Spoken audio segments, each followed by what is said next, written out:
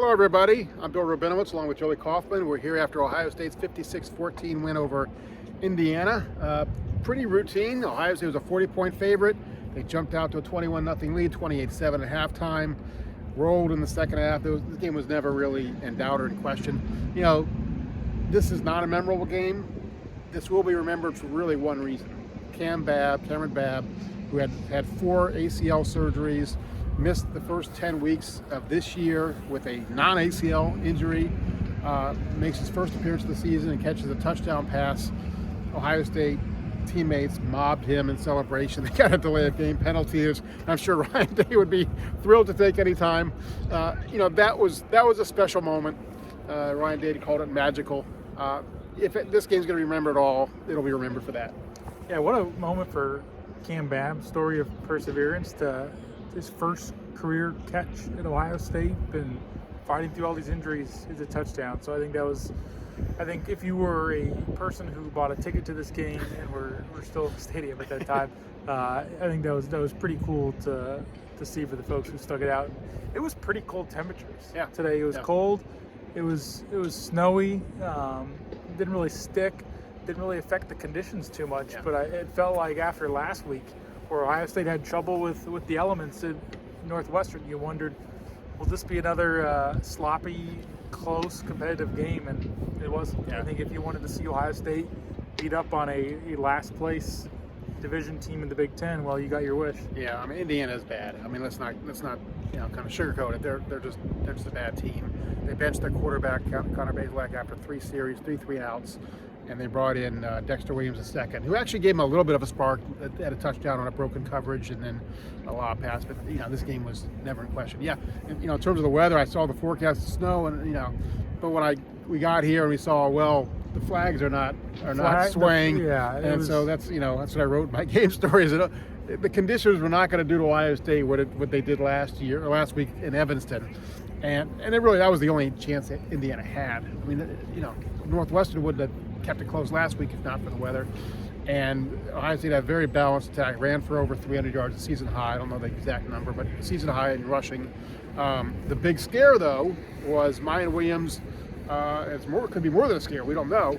Mayan Williams, who had run for almost 150 yards, twisted or sprained something with his ankle or foot in the second quarter, did not return. He was on crutches on the sideline out with his leg in a walking boot.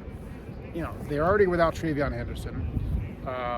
If they don't have Mayan Williams, even Dallin Hayden left the game briefly, but he came back. And Chip Trainum was unavailable. So right. When Mayan Williams went down, they had one available scholarship running back 14 days before they played Michigan right here. So that's not ideal circumstances.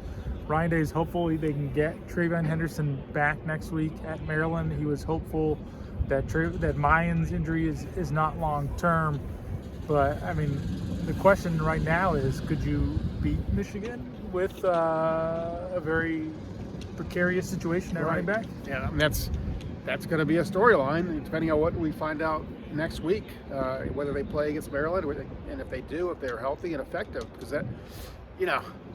that's not the situation you want. Now, I think Dallin Hayden is a capable running back. I like the way he runs. All is not lost if Dallin Hayden's your running back, but if you lose him, Xavier Johnson came in, and look, that was the 79-yard touchdown run he had was maybe the best run anybody's had this year. He weaved and took advantage of some great blocking on that play, but he's a wide receiver. He's not a running back. Yeah, that went down in the books, I think, as a 71-yard touchdown run. I think he ran about 150 yards of Ohio Stadium field turf, the way he moved and crisscrossed the field. That was a nice run, and they have been able to play depth. I think they have a lot of players at that position. I mean, you get the 4 scholarship guys, and you get down to not so much anymore. Not anymore, but I mean, he's their 6th. Going into the season, they had 5 scholarship running backs. You have T.C. Caffey. I mean, Xavier Johnson was, when you started training camp in August, Xavier Johnson was your 7th string running back. For him to crisscross the field, I don't care if it's against anybody's 2nd string or whoever, against a Big Ten opponent, that's not nothing to get from a former walk-on wide receiver. Well, he made the big catch against Notre Dame, so we know he can do it. This is not a former walk-on who can't play. He can clearly play. He played receiver. He caught a pass as a receiver. I didn't know he could run. Right.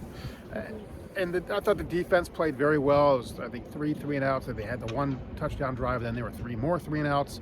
The only other score came after a muffed punt by a backup punt returner. Lethan Ransom had a block punt himself, and so, I think, again, Indiana doesn't really test you. They just don't have the players to really test you. But good defenses do what they're supposed to do against a bad offense. Yeah, Lethan Ransom's game was kind of what JT Tuimoloau did a couple weeks ago, in the sense that you could look at a box score after the game, and every defensive category has some number assigned to it, because he did multiple different really good things.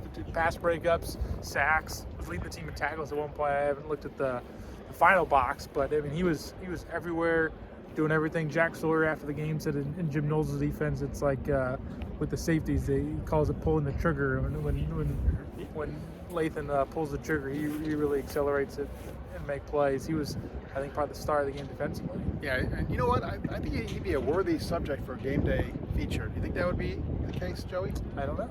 Yeah, I think you wrote about it, and you're going to use this opportunity on this post-game video to plug your story. So Shameless plug. So you should segue into that. A shameless plug. Well, yes, I wrote about Lethan Ransom, how he got his unusual name, maybe a unique name. I'll let you guys read it. And you should also read our post-game coverage from Ohio Stadium, as Ohio State beats Indiana 56-14. The Buckeyes remain undefeated, and they pummeled a Big Ten team. And if you missed their dominance last week against Northwestern, they brought it this week with a relatively easy win over the Hoosiers. They've now won 28 consecutive games against IU. Thanks for listening. We'll see you next week.